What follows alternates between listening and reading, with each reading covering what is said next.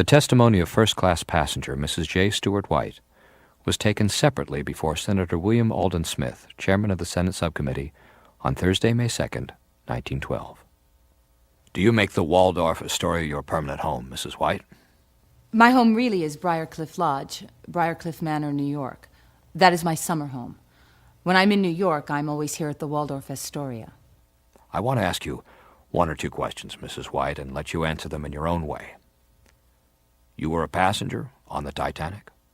Yes. Where did you get aboard the ship? At Cherbourg. Where were your apartments on the Titanic? What deck were you on? We were on Deck C. Do you remember the number of the room? I do not believe I could tell you with any degree of certainty at all. Miss Young and my maid could tell you. Miss Young or your maid would know the number of the room? Yes. I never went out of my room from the time I went into it. I was never outside of the door until I came off the night of the collision. That was due, I believe, to a little accident you had on entering the ship? Yes, sir. You went directly to your apartment and remained there? Yes. I remained in my room until I came out that night. I never took a step from my bed until that night.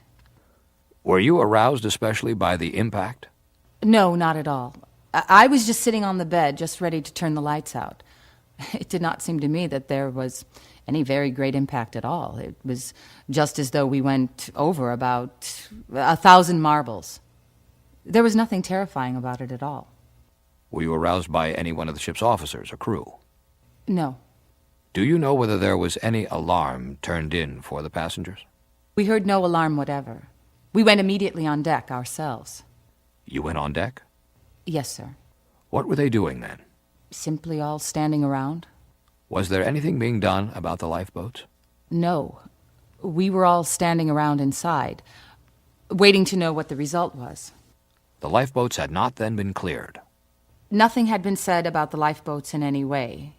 When suddenly Captain Smith came down the stairway and ordered us all to put on our life preservers, which we did, we stood around for another 20 minutes then, I should think. Where did you enter the lifeboat? I entered the lifeboat from the top deck where the boats were. We had to enter the boat there. There was no other deck to the steamer except the top deck. It was a perfect rat trap. There was no other deck that was open at all. Do you recollect which boat you entered? Boat 8, the second off. On which side of the ship? I could not tell you. It was the side going this way. The left side as we were going. That would be the port side? Yes. I got in the second boat that was lowered. What officer stood there? I could not tell you that. I have no idea. What officer supervised this work? I have no idea. I could not even tell whether it was an officer or the captain. I know we were told to get into the boat. Did you have any difficulty in getting into the boat? None whatever. They handled me very carefully because I could hardly step. They lifted me in very carefully and very nicely. How far from the side of the ship did the lifeboat hang? Were you able to step into it? Oh, yes. Or were you passed into it? No, we stepped into it. It did not hang far out. Did you see anything after the accident bearing upon the discipline of the officers or crew, or their conduct which you desired to speak of? Yes, lots about them. Tell me about that.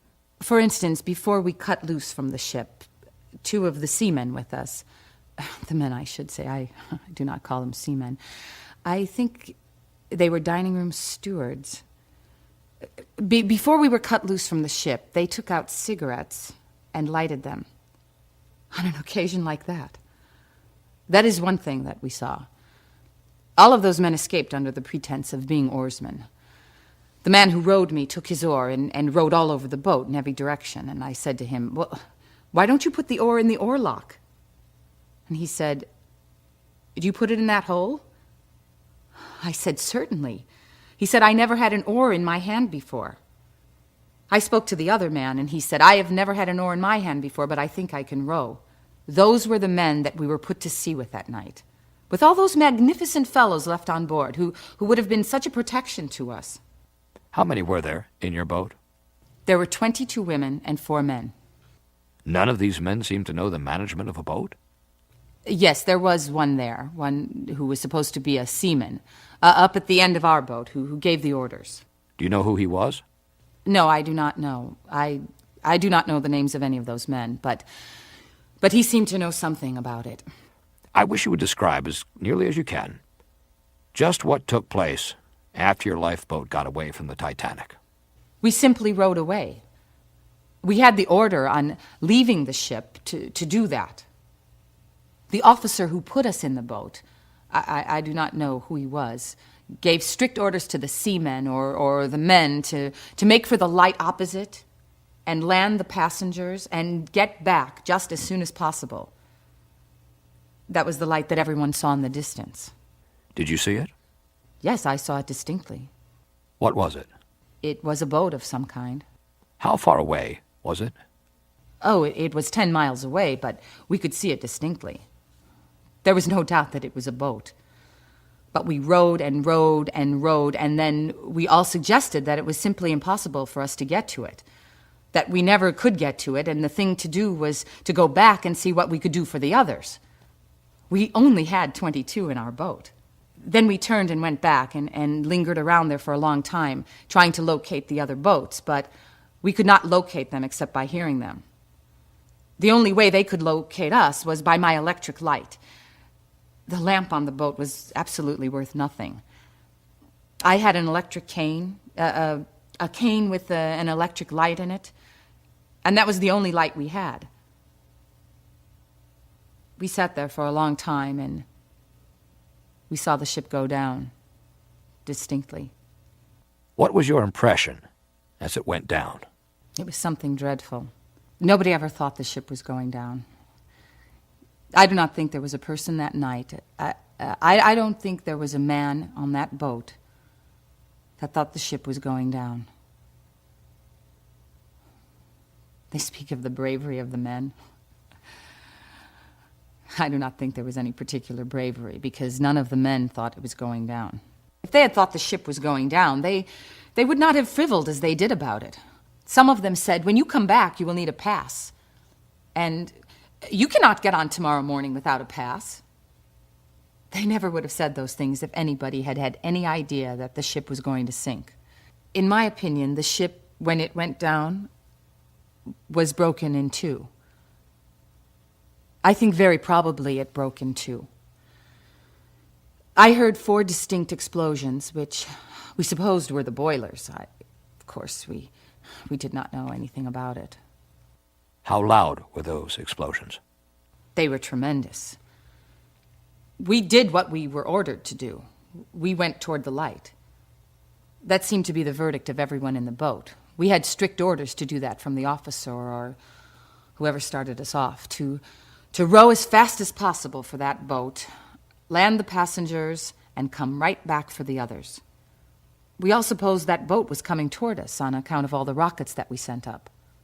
Did you urge the man in charge of your lifeboat to go back? One of us did. Did you urge him to go back to seek to pick up more people? Not until we had gone out for half an hour and found it perfectly useless to attempt to reach that boat or that light. Then everybody suggested going back, and we did too, but we could not get there. You went back? Yes.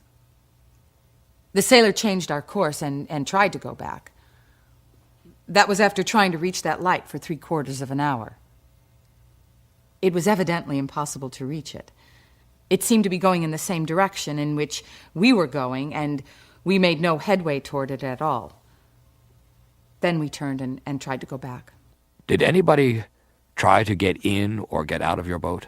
No. Did you land alongside the Carpathia with the same party with which you started from the boat deck of the Titanic? Exactly. You all landed safely? We all landed safely. We had a great deal of trouble, but we all landed safely. Did you make any attempt to communicate with your friends after you got aboard the Carpathia, by wireless or otherwise? That was the first thing we did. Did you succeed? No, we did not succeed.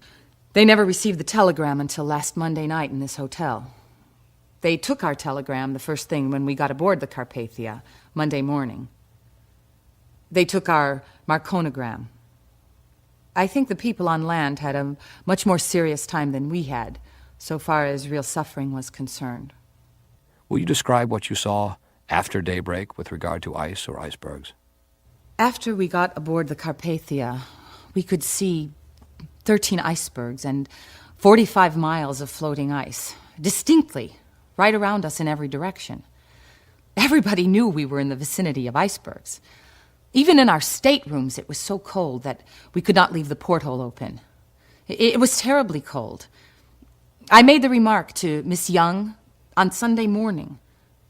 We must be very near icebergs to have such cold weather as this. It was unusually cold. It was a careless, reckless thing. It seems almost useless to speak of it. No one was frightened on the ship. There was no panic. There was no excitement whatever. There was a lot of pathos when husbands and wives kissed each other goodbye, of course. We were the second boat pushed away from the ship, and we saw nothing that happened after that. We were not near enough. We heard the yells of the steerage passengers as they went down, but we saw none of the harrowing part of it at all. As I said before, the men in our boat were anything but seamen, with the exception of one man. The women all rowed, every one of them. Miss Young rowed every minute. The men could not row. They did not know the first thing about it.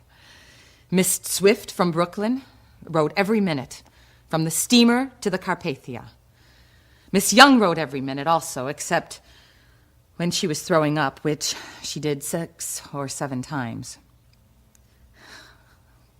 Where would we have been if it had not been for our women, with such men as that put in charge of the boat? Our head seaman would give an order, and those men who knew nothing about the handling of a boat would say, "If you don't stop talking through that hole in your face, there will be one less in the boat." We were in the hands of men of that kind. I settled 2 or 3 fights between them and quieted them down. Imagine getting right out there and taking out a pipe and filling it and standing there smoking, with the women rowing, which was most dangerous. We had woolen rugs all around us. Another thing which I think is a disgraceful point, the men were asked when they got into our boat if they could row. Imagine asking men who are supposed to be at the head of lifeboats. Imagine asking them if they can row. There is another point that has never been brought out in regard to this accident, and that is that the steamer had no open decks except the top deck. How could they fill the lifeboats properly? They could not lower a lifeboat 70 feet with any degree of safety with more than 20 people in it. Where were they going to get any more in them on the way down? There were no other open decks. Just to think that a beautiful starlit night, you could see the stars reflected in the water, with all those warnings, that they would allow such an accident to happen, with such a terrible loss of life and property. There were no male passengers in your boat. Not one. I never saw a finer body of men in my life than the passengers of this trip. Athletes and men of sense. And if they had been permitted to enter these lifeboats with their families, the boats would have been appropriately manned and many more lives saved. Instead of allowing the stewards to get in the boats and save their lives under the pretense that they could row, when they knew nothing whatever about it. I'm very much obliged to you for your statement, Mrs. White.